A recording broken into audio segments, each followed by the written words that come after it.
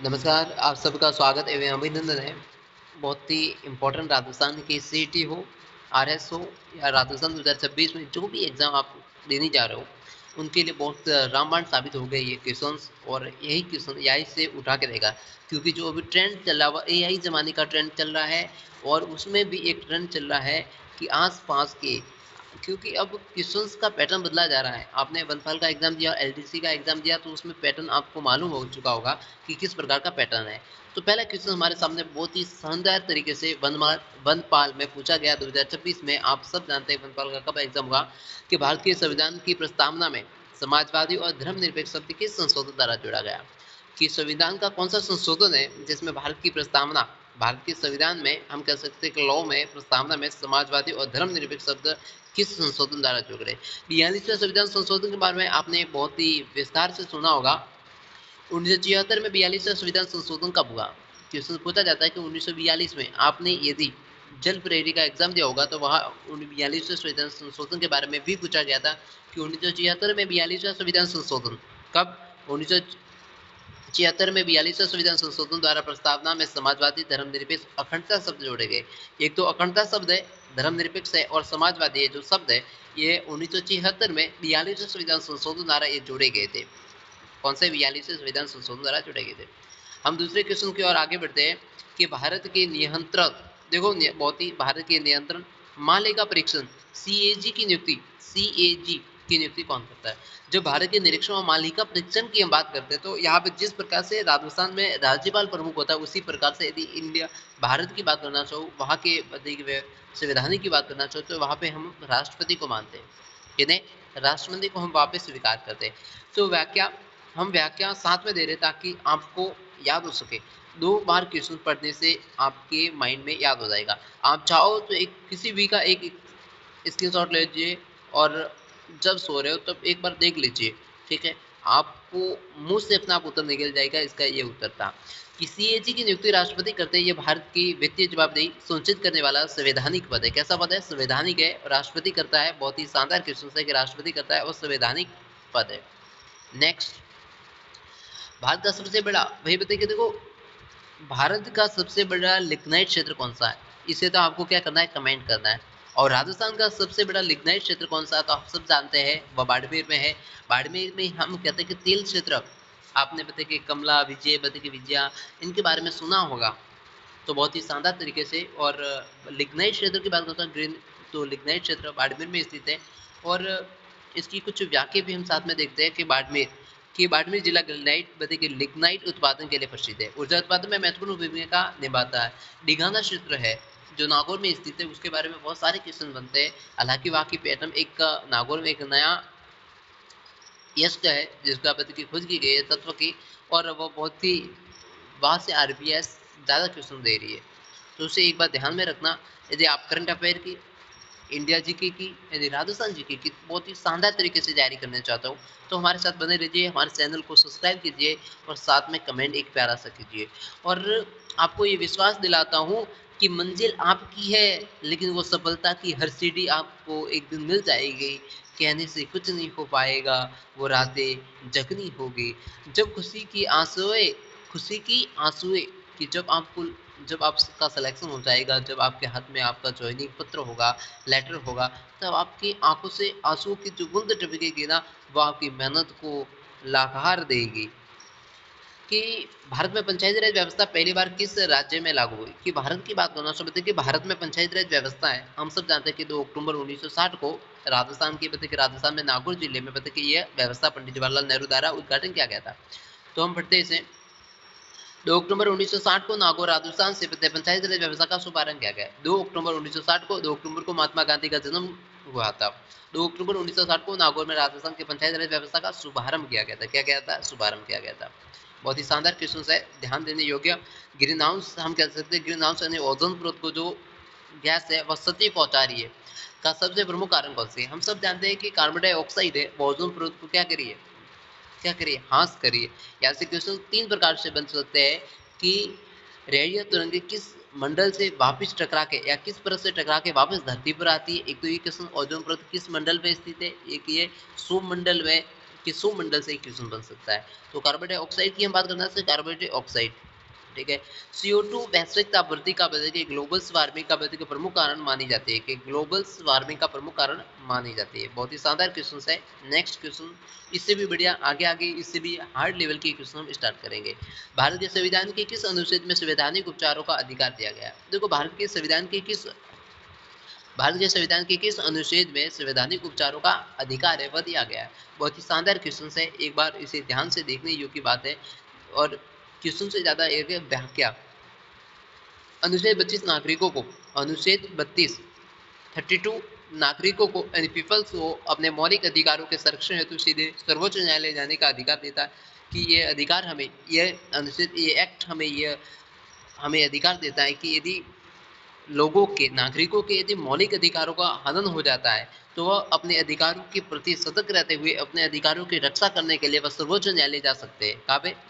ये अधिकार डॉक्टर भीमराव अम्बेडकर ने मौलिक अधिकार को संविधान की आत्मा का, क्या कहता है? संविधान की आत्मा के। यहाँ से क्वेश्चन बनेगा। अब की बार वनपाल में पूछा गया था कि पारो समिति का अध्यक्ष कौन थे? पारो समिति के अध्यक्ष कौन थे? कमेंट कीजिए आप। नेक्स्ट बहुत ही शानदार क्वेश्चन है कि भारत का मरुस्थल कलप वृक्ष। देखो, भारत का कलप वृक्ष, मरुस्थल का कलप वृक्ष, हम सब जानते हैं कि भारत का कलप वृक्ष मरुस्थल का, यानी राजस्थान का कलप वृक्ष किसे कहते हैं? खेजड़ी को। वही बात कहते हैं पश्चिम बंगाल की बात करना चाहते हैं, पश्चिम बंगाल में भी वहां पर के राज्य पुष्प की बात करना चाहते हैं कि राज्य वृक्ष है वह खेजड़ी है। और भारत में खेजड़ी की बात करना चाहते हैं कि एक ऐसा मरुस्थलीय क्षेत्र में इसका प्रभाव ज्यादा है, बहुत इसकी लोग पूजा भी किया करते हैं। इसके लिए 367 लोगों ने विष्णुई समाज में बलिदान दिया गया था कि उबे सिंह के समय में। और बहुत ही अच्छी बात है कि मारवाड़ में इस प्रकार की प्रेम भावना देखने को मिलती है। और आपको बता देता हूँ कि यहाँ से क्वेश्चन बनेगा तो खिचड़ी से सीधे नहीं बनेगा, खिचड़ी की फलियों से बनेगा, कि खेल सांगरी, ठीक है, या खिचड़ी की 5 फलियों से क्वेश्चन बनेगा। खिचड़ी का पेट मरुस्थलीय क्षेत्र में जीवनदायी माना जाता है। इसकी पत्तियां, फल, सानगी और लकड़ी अत्यंत उपयोगी है। क्या है? उपयोगी है। क्या होती है? उपयोगी होते हैं। भारत में श्वेत क्रांति की बात करना शुरू कि श्वेत, व्हाइट रेवोल्यूशन जनक किसे कहा जाता है? कि श्वेत क्रांति की बात करना शुरू कि श्वेत क्रांति का जनक किसे कहा जाता है? वर्गियर कुरियर को। डॉक्टर वर्गियर कुरियर की बात करना चाहते कि श्वेत क्रांति दूध ऑपरेशन फ्लड के माध्यम से भारत में दूध उत्पादन के विश्व में अग्रणी देशों में शामिल किया था। भारत में ऐसी क्रांति जो गुजरात में आपने बहुत ही शानदार तरीके से उन्होंने ये क्रांति की थी, ठीक है। आगे नेक्स्ट क्वेश्चन, भारत का सबसे बड़ा राष्ट्रीय उद्यान कौन सा है? और उन उद्यानों में सबसे छोटा उद्यान कौन सा है? और क्षेत्रफल की आधार पर सबसे मध्य में उद्यान कौन सा है? ऐसे क्वेश्चन बने ही जा सकते हैं यहाँ से। तो वही बात करना चाहो, बहुत ही शानदार लेवल के हो गए। देखो, रणथंभौर है कि रणथंभौर सबसे बड़ा राष्ट्रीय उद्यान है। यहाँ पे आकल वाकल जो पार्क है, गोडवाना भी पता कि गोडवाना पक्षी यही पे वजह सरिस्का भरतपुर में। डेचर नेशनल पार्क आप है केवला देवी की केवला देवी का पे भरतपुर में। सरिस्का है वो अलवर में स्थित है। रणथंभौर का पे सवाई माधोपुर में। रणथंभौर की बात करना समझते कि रणथंभौर कहाँ पे? सवाई माधोपुर में स्थित है। या गणेश जी की प्रतिमा भी स्थित है, ठीक है। वही बताइए कि डेजर्ट नेशनल पार्क मुख्यतः जैसलमेर और बाड़मेर में फैला हुआ है। इसका वही बताइए कि इसका क्षेत्रफल लगभग कितना है? 3100 किलोमीटर। सॉरी, एक बार हमें इस क्वेश्चन को मैंने भी एक बार नहीं देखा। राजस्थान का सबसे बड़ा राष्ट्रीय उद्यान पूछा है। क्या पूछा है? राष्ट्रीय उद्यान। तो वह कौन सा है? देखिए, हम क्या कहते हैं इसे? राष्ट्रीय उद्यान की बात करते हैं कि राष्ट्रीय उद्यान पूछा, सॉरी। राष्ट्रीय उद्यान सबसे सबसे बड़ा है वह जैसलमेर में स्थित है। यहाँ पे राइट है। रणथंभौर यहाँ पे राइट नहीं है, ठीक है। वही बताइए, ये तो कहाँ पे? सवाई माधोपुर में है, रणथंभौर है, ठीक। नेक्स्ट क्वेश्चन, डीएनए का पूरा नाम क्या है? बहुत ही शानदार, देखो ध्यान देने योग्य बात है कि डीएनए का पूरा नाम क्या है। कि व्याख्या, डीएनए जीवों की आनुवंशिक जेनेटिक्स जानकारी को सुरक्षित रखता है और कोशिका में विभिन्न है। अब डीएनए से क्वेश्चन नहीं बनेगा, डीएनए का जनक कौन है ऐसे क्वेश्चन बनेगा। डीएनए का नाम आपसे नहीं पूछा जाएगा, एसिड वाला नाम नहीं पूछा जाएगा, लेकिन क्वेश्चन बनेगा। क्या बनेगा? क्वेश्चन बनेगा। बहुत ही नेक्स्ट क्वेश्चन, भारत के संविधान का कौन सा भाग राज्य के नीति निर्देश तत्व से संबंधित है? क्वेश्चन 4 ग्रेड में पूछा गया था, बीएसटीसी में पूछा गया था। बहुत ही शानदार क्वेश्चन है। नीति निर्देश कि नीति निर्देश पद के तत्वों से संबंधित है। नीति निर्देश भारतीय संविधान का कौन सा भाग राजस्थान के नीति निर्देश तत्वों से संबंधित है? नीति निर्देश तत्वों की बात करते हैं भाग 4 भाग 4 है वो इससे संबंधित है कि नीति निर्देश तत्व सरकार को कल्याणकारी राज्य बनाने की दिशा में मार्गदर्शन देते हैं, परंतु उन्हें न्यायालय में लागू नहीं कराया जा सकता, कि उन्हें न्यायालय में लागू नहीं करा सकता, मतलब कि उन्हें व्यवहारिक में लागू नहीं किया जा सकता। कुछ ऐसे भी कानून है जो एक नाम मात्र के हैं। राजस्थान की सबसे लंबी नदी कौन सी है? देखो लूणी है, संबल है, बनास है, माई। एक क्वेश्चन बना हुआ, सबसे लंबी कौन है, सर्वाधिक लंबी कौन है, ये बताओ। संबल। बारामासी यमुना की सहायक नदी कह सकते हैं। बाणगंगा यमुना की सहायक नदी है, ठीक है। संबल राजस्थान की सबसे लंबी बहने वाली नदी है। बारहमासी वर्ष भर जलयुक्त रहने वाली प्रमुख नदी है, ठीक है। नेक्स्ट क्वेश्चन कि विश्व पर्यावरण दिवस कब मनाया जाता है? विश्व पर्यावरण दिवस है वह कब मनाई जाती है? 5 जून को। आप सबके मुंह पे याद होगा, लेकिन व्याख्या देख लेते एक बार। पर्यावरण संरक्षण के प्रति जागरूकता बढ़ाने के लिए प्रत्येक 5 जून को विश्व पर्यावरण दिवस मनाई जाती है। 5 जून को विश्व पर्यावरण दिवस है वह मनाई जाती है। कब मनाई जाती है? 5 जून को विश्व पर्यावरण दिवस है वह मनाई जाती है। नेक्स्ट क्वेश्चन कि भारतीय संसद का संयुक्त अधिवेशन कौन बुलाता है? कि भारतीय संविधान कि भारतीय संसद है, संसद के कितने अंग होते हैं? पहली बात तो ये कमेंट कीजिए। भारतीय संसद का संयुक्त अधिवेशन कौन बुलाता है? अब संयुक्त अधिवेशन है वह कौन बुला सकता है? राष्ट्रपति बुला सकता है। अब यहाँ ये क्वेश्चन पूछा हुआ है कि संयुक्त अधिवेशन से वह कौन बुला सकता है? राष्ट्रपति बुला सकता है। लोकसभा और राज्यसभा के बीच गतिरोध होने पर राष्ट्रपति संयुक्त अधिवेशन बुलाता है। कि दोनों के बीच में क्या होता है? गतिरोध हो जाता है, उसमें बुलाता है, तो संयुक्त अधिवेशन कहते हैं। उसे क्या कहते हैं? संयुक्त अधिवेशन। आगे का क्वेश्चन, भारत का राज्य वृक्ष हो गया हमारा खिचड़ी है, कि खिचड़ी राजस्थान का राज्य वृक्ष कहा जाता है, ठीक है। वही बात करना राष्ट्रपति के भारतीय संविधान के अधिवेशन के अंतर्गत राज्यपाल को राष्ट्रपति के विमर्श किसी विधेयक को सुरक्षित रख सकते हैं। बहुत ही शानदार क्वेश्चन है ये क्वेश्चन, एग्जाम की दृष्टि से बहुत इंपॉर्टेंट रहेगा, आने की संभावना 100% है। भारतीय संविधान के किस अनुच्छेद के अंतर्गत राज्यपाल राष्ट्रपति के विचारात किसी विधेयक को सुरक्षित रख सकता है? अब सुरक्षित रखने की बात की जाती है भारत में, और राज्यपाल की नियुक्ति संविधान बद्ध कौन करता है? राष्ट्रपति करता है। राष्ट्रपति अपने मन इच्छा अनुसार उसे दूसरे राज्य में भी बदल सकता है, भेज सकता है, और वही बद्ध के राष्ट्रपति के इच्छा बद्ध की उनकी आज्ञा का पालन भी करता है।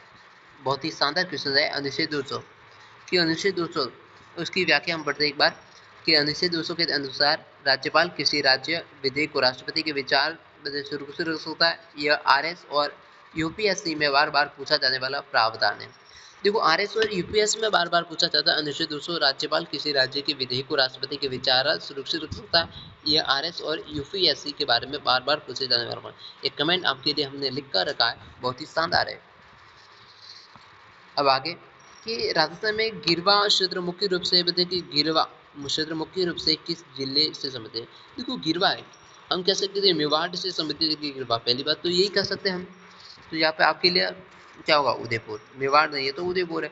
गिरवा उदयपुर की चारों ओर देखिए कटोरे नुमा बेसिन है जो अरावली पर्वतमाला से गिरा हुआ है।